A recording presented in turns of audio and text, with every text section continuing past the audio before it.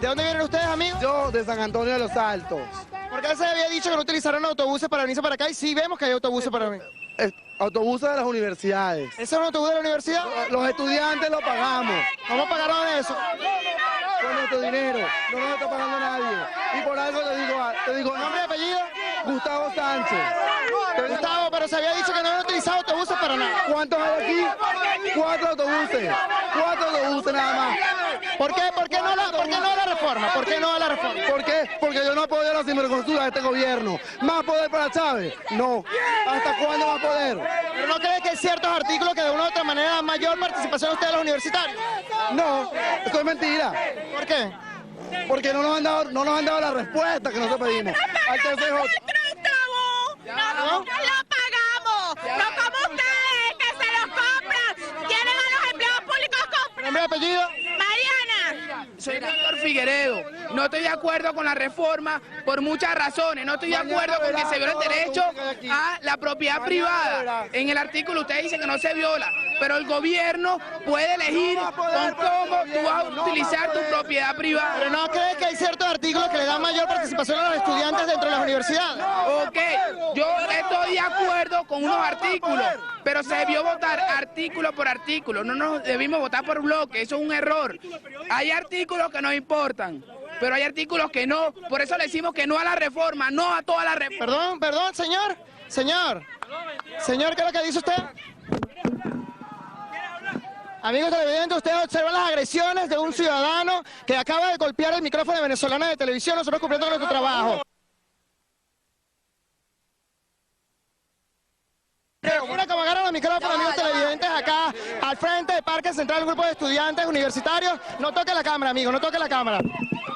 Estamos cumpliendo el trabajo y están viendo ustedes las agresiones de las cuales son objeto Venezolana de Televisión. Ellos en estos momentos, miren, ¿cuál es violento? Bueno, igual que... ¿Cuál violento? Yo estoy cumpliendo mi trabajo, señor. Yo te digo, yo también te respeto. Estoy cumpliendo con mi trabajo. Yo te lo respeto. Pero no me dejan cumplir mi trabajo. Bien, amigos televidentes, ustedes observan. No, ¿qué pasa? ¿Qué pasa? ¿Por qué me pateas? ¿Por qué me pateas? Usted observa la agresión que ha sido objeto el equipo de Venezolana de Televisión justamente acá en Parque Central, donde nosotros nos detuvimos para mostrarles a ustedes, amigos televidentes, los autobuses donde estas personas se trasladaron. Ven cómo acaban de agredirnos y ven entonces el daño que sufrió el equipo reporteril de la noticia. Bueno, ese era el reporte de nuestro compañero Eduardo Silvera sobre lo ocurrido ayer en el marco de la manifestación efectuada por los partidarios del no, por el antichavismo venezolano que se reunió en la avenida Bolívar. Le damos la más cordial bienvenida, amigas y amigos, hoy día viernes 30 de noviembre del año 2007, cuando ya apenas quedan 2 días para la realización del referendo aprobatorio de la reforma constitucional. Ustedes pudieron apreciar en las imágenes cómo ni los autobuses ni cualquier exceso puede ser considerado monopolio de ningún sector. Fíjense cómo, obviamente, las personas para trasladarse a una manifestación necesitan un medio de movilización. Por supuesto, aquellas personas que tienen los recursos económicos para andar en su carro con aire acondicionado, verán que pasan autobuses y dirán, bueno, ¿y por qué andan en autobuses? Claro, una cosa dice el jinete y otra dice el equino. Pero, obviamente, estas personas que se movilizaron, imagino que no iban todas en su propio carro, porque ¿dónde los habrían estacionado?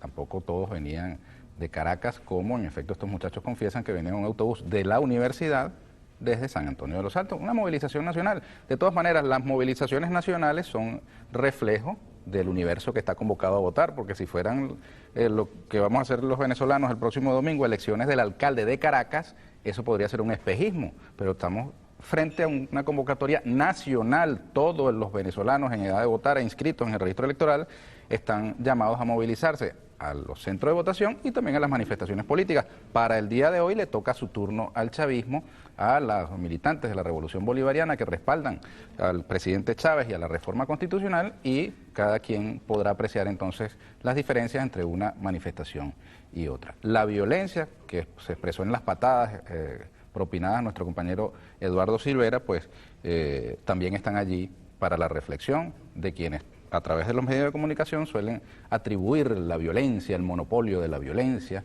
a un sector del país, cuando vemos cómo, por más que se le coloquen los apellidos cívicos, pacíficos y democráticos, hay individuos que actúan de manera violenta, de manera sistemática, frente al adversario político. Y ahí está, no tenemos más que explicar al respecto. Vamos a darle la bienvenida a nuestros primeros invitados de esta parte del programa. Ellos no son venezolanos, vienen del exterior a observar, a participar de este proceso electoral. Precisamente Miloslav Ransdorf. Él es... difícil a pronunciar. Ya vamos aprendiendo, poco a poco. Ransdorf. Ok. Sí. El señor es checo, ¿no? De la República Checa. Y es diputado al Parlamento Europeo. Recientemente el Parlamento Europeo fue escenario de una batalla, pues la derecha española, la derecha venezolana acudió allí procurando que esta instancia se pronunciara contra la reforma constitucional, orientando de alguna manera su posición contraria al gobierno del presidente Chávez.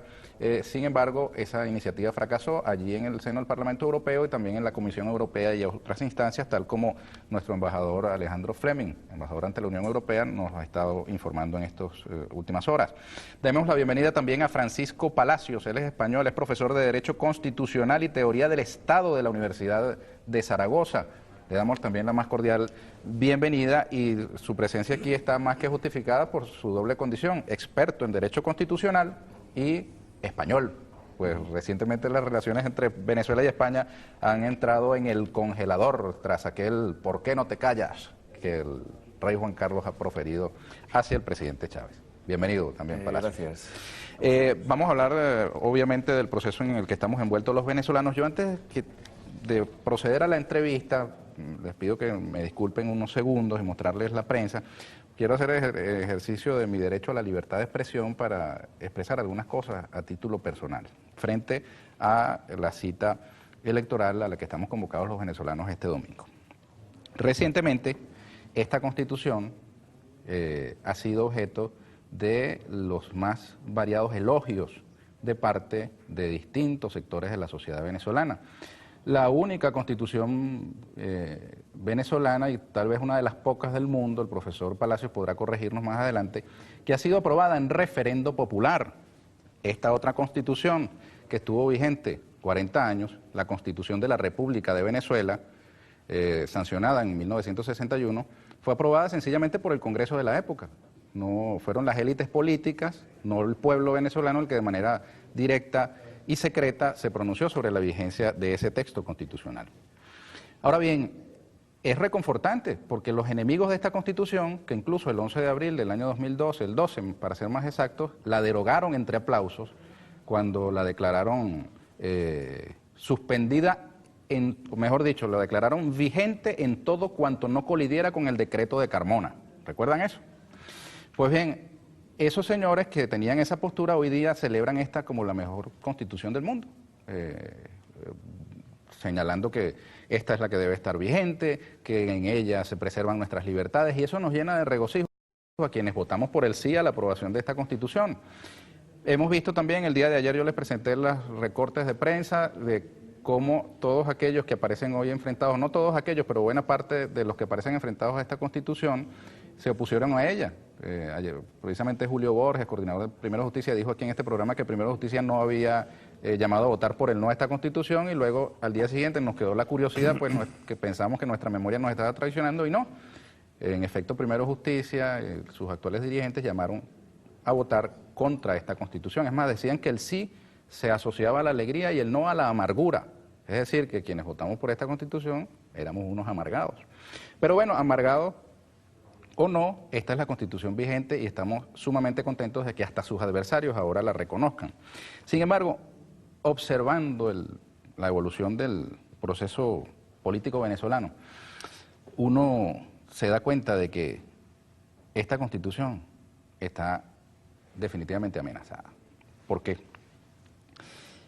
Porque alrededor de este proceso referendario que ha sido convocado para este domingo se han desatado unas fuerzas que se han expresado no solo en las patadas recibidas por nuestro compañero Eduardo Silvera, sino también en el asesinato del joven José Aníbal Oliveros allá en el centro del país, en Guacara, en el estado Carabobo, en llamados de personas incluso que hasta ahora han sido muy cercanos al presidente de la República, que han defendido esta Constitución, en llamados a que la Fuerza Armada esté alerta y a decir que si esta Constitución, que si esta reforma de 69 artículos es aprobada, entonces estaríamos en presencia de un golpe de Estado. Y en llamados abiertos y explícitos desde la Avenida Victoria a la constitución de una Junta Cívico-Militar de Gobierno. Vemos cómo desde el punto de vista externo también se van aplicando unas tenazas sobre la revolución bolivariana, la actitud del rey de España en la cumbre, la actitud de otros gobiernos frente a Venezuela, como el de Colombia, que ahora ha tenido esta sorpresiva decisión contra la mediación del presidente Chávez. Uno ve que el cerco va estrechándose, hay informes de inteligencia sobre esa llamada Operación Tenaza. Y la verdad, llama mucho la atención otro detalle, y es que la campaña electoral de los adversarios de la reforma ha estado combinada con unas expresiones de violencia inusitadas. ¿Cómo es eso que hay una campaña electoral por el no, supuestamente, y al mismo tiempo se tranca una calle y se queman cauchos, se tiran piedras, se mata gente, se altera el libre desenvolvimiento de las personas? Eso es una cosa no vista en ninguna otra parte, pues las campañas electorales habitualmente son para ganar la simpatía de la gente y no causarle problemas y expresiones de violencia. Pues bien, yo he llegado a la humilde conclusión, a pesar de que, como ustedes saben, en este mismo programa, en las columnas de opinión que yo escribo, en las posiciones públicas que he tenido, que en efecto hay artículos cuya redacción es perfectible. Yo he hecho propuestas públicas sobre el contenido de la Constitución. Hay algunos artículos que yo hubiera preferido que tuviesen otra redacción. Sin embargo, he llegado a la conclusión de que en este momento particular del proceso político venezolano, tanto interno como externo, la única manera de que esta Constitución, la azul, de que esta Constitución pueda cumplir la promesa de país que ella tiene contenida, con los objetivos sociales, políticos, económicos que ella se propone, es a través de esta reforma. Parece contradictorio, pero esta Constitución pareciera ser una Constitución amarrada en sí misma. Y ustedes ven que muchas de las frustraciones que tiene la gente con respecto a la corrupción, la ineficiencia, el burocratismo, la desigual distribución de la riqueza, pues veamos nada más las calles de Caracas, donde esta reactivación de la economía venezolana que se ha registrado, ¿dónde ha recaído? ¿Por qué estas señoritas que vimos gritando que ellos pagaron su autobús? ¿De dónde sale ese dinero? ¿De dónde sale el dinero de las clases más favorecidas y que pueden tener en estos momentos una cantidad de lujos que en situación de estrechez económica no se dieran? Busquen ustedes a ver cuántos cupos vacíos hay en los vuelos al exterior en Venezuela en estos momentos para ir desde Venezuela hacia destinos turísticos. Pasen ustedes, si son de los que están obsesionados con eso, pasen la lista de los viajeros y la lista de los compradores de carros nuevos y la lista de los compradores de viviendas nuevas por el filtro de la lista de Tascón y vean a ver dónde está cayendo la riqueza petrolera de manera pronunciada. Los sectores populares han visto mejorada sustancialmente su situación económica, pero los sectores altos y medios altos también, y quién sabe si muchísimo más. La banca ha tenido unas ganancias extraordinarias en los últimos tiempos. Y ahora, con el precio del petróleo llegando a niveles extraordinarios, pues la expectativa de que esa millonada que ha de entrarle a Venezuela sea repartida más justamente, más equitativamente, pues tiene asidero en esta Constitución, en la reforma constitucional. Me parece que esta Constitución le llegó el momento, obviamente, de revisarla. Fíjense ustedes cómo los sectores que se oponen a la reforma y que la defendieron y que ahora defienden esta Constitución azulita, pues durante los debates de la Constituyente, aquí está el libro del doctor Alan Bru Arcaías, que es una especie de gurú jurídico en Venezuela, pues escritos están los 120 y tantos votos salvados que este abogado integrante, opositor de la Asamblea Constituyente, consignó ante esta Constitución. El sector que dice defender esta Constitución tiene al menos 120 objeciones a esta Constitución. Y son palpables ahora los elogios que se le dan a ella, pero nadie que no se chupe el dedo puede obviar el que es el mismo sector del país, el que está al frente de estas campañas supuestamente a favor de esta Constitución y en contra de esta reforma, el que la derogó, el que no ha estado de acuerdo durante todos estos años con que Venezuela se libere de las tenazas de la opresión, de la injusticia social, del subdesarrollo, del capitalismo. Y vemos que en realidad no quieren esta azul, es mi opinión, sino que quieren esta otra, la del 61, que no fue aprobada por el pueblo, sino por las cúpulas políticas del país. Y si revisamos bien nuestro pasado reciente, podríamos decir que ni siquiera esta no creo, esta pudiera ser, pero tampoco, ¿saben? Porque aquí la única manera de que el proceso político que se ha echado a andar se detenga es a través de la violencia contra ese pueblo movilizado el día de hoy, desde hace ya bastantes años, y que para poder acabar, para extirpar de raíz ese proceso, pues tendrán que eliminar todo tipo de participación democrática, como lo hicieron el 11 de abril, porque ese pueblo en la calle, ese pueblo activado, ese pueblo politizado, no conviene a los intereses que están colocados hoy día en la otra acera. Se han partido las aguas y hay dos aceras. Lamentablemente, en un referendo no hay posibilidades para muchos matices. En este momento cada quien asume su postura, asume de qué lado de la acera está puesto, en qué acera se coloca, y yo con estas palabras solo quiero dejar establecido en cuál de las dos voy a estar, en la cual de las dos estoy. Les ratifico, hubiera preferido otras redacciones a algunos de los artículos que están acá, pero sin duda este 2 de diciembre mi voto va a ser por el sí. Eso lo quiero dejar establecido como ciudadano venezolano, sin comprometer a más nadie sino a mí mismo. Quiero también decirles que estos sectores hoy día asumen el tránsito electoral, el tránsito del voto, y hay que felicitar a los sectores de la oposición que han abandonado la abstención como camino. Pero fíjense que ha aparecido publicada ya una carta, un mensaje de Germán Escarrá, por cierto que fue un activo constituyente, fue presidente de la Comisión Constitucional de la Asamblea Constituyente del 99, y él está desmarcándose del comando de la resistencia, y dice más o menos así, que se ha separado definitivamente del comando de la resistencia una vez que sus directivos decidieron llamar a votar, contrariando lo que hace hasta menos de 48 horas habían sostenido. Por tanto, no tengo ninguna responsabilidad por las declaraciones dadas por dos de sus personajes más conspicuos, ni sobre ningún documento que tuviese que ver con ese hecho tan lamentable. Sus apreciaciones las dirá después, y dice al final que no tengo ni puedo tener relación alguna con los oportunistas de última hora, con los habladores de siempre, los mentirosos compulsivos, los que confunden la moral de la República con sus miserias personales. Termina citando al libertador Simón Bolívar, y yo también termino haciendo lo mismo, pero no con la misma cita que utiliza Escarrá. Otra, el libertador en su discurso ante la sociedad patriótica respondía a aquellos que pedían calma y discutir las cosas con más tiempo, y que entonces planteaban en lugar de la independencia una especie de confederación. Y le decía, algunos sectores también decían, caramba, vamos a ver cómo evoluciona la política interna en España. Y el libertador les respondía algo así como, ¿qué nos importa que España venda o libere a sus esclavos si estamos dispuestos a ser libres?